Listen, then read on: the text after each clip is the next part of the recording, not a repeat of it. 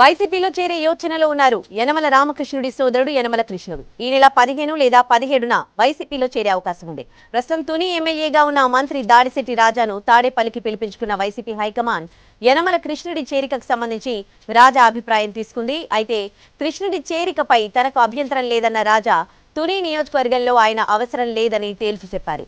ముద్రగడతో కలిసి కృష్ణుడు వైసీపీలో చేరే అవకాశం ఉంది.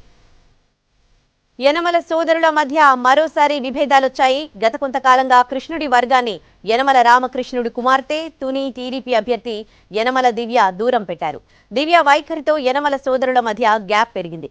ప్రచారానికి కూడా కృష్ణుడు దూరంగా ఉంటున్నారు. గత 2 ఎన్నికల్లో టీడీపీ తరపున తుని నుంచి పోటీ చేసి ఓడిపోయారు కృష్ణుడు.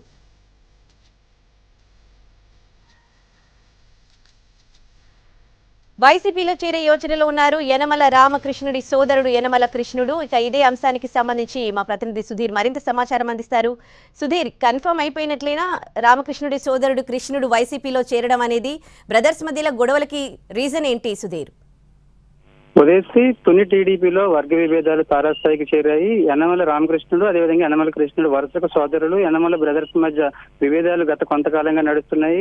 గత 2 సార్వత్రిక ఎన్నికల్లోనూ తుని నుంచి టీడీపీ తరపున కృష్ణుడు ఎమ్మెల్యేగా పోటీ చేశారు. 2 ఎన్నికల్లో కూడా ఆయన ఓడిపోయారు. ఆ తర్వాత జరిగిన పరిణామాలతో యనమల రామకృష్ణుడు తన కుమార్తె యనమల దివ్యను రంగంలోకి దింపారు. ప్రస్తుతం తుని నుంచి యనమల దివ్య కంటెస్ట్ చేస్తున్నారు. ఆమెను అభ్యర్థిగా కూడా ప్రకటించారు. అయితే యనమల రామకృష్ణుడికి సంబంధించి యనమల కృష్ణుడి వర్గాన్ని దివ్య దూరం పెడుతున్నారని గత కొంతకాలంగా చర్చలు జరుగుతున్నాయి. ప్రచారం సంబంధించి కూడా యనమల కృష్ణుడి వర్గం మీరు రానవసరం లేదు, ఏమైనా పనులుంటే చూసుకోండి, అవసరమైతే పిలుస్తామన్నట్లుగా కూడా యనమల కృష్ణుడి వర్గాన్ని దూరం పెడుతున్నట్లుగా యనమల కృష్ణుడి వర్గం చెప్తున్న సిచ్యువేషన్. దానికి సంబంధించి వైసీపీ ఆపరేషన్ ఆకర్ష్ స్టార్ట్ చేసినట్లుగా కూడా మనకు పార్టీ వర్గాల నుంచి కావచ్చు, అదేవిధంగా ఇంటర్నల్ సోర్స్ ద్వారా తెలుస్తుంది. ఎందుకంటే ఖచ్చితంగా అసంతృప్తులను గేలం వేయడం, ఆయా నియోజకవర్గాలలో బలమైన ఓట్ బ్యాంక్ ఎవరైనా ఉన్న నేతల్ని జాయిన్ చేసుకోవడం ద్వారా మరింత పట్టు సాధించాలని వైసీపీ స్ట్రాటజీ అమలు చేస్తుంది.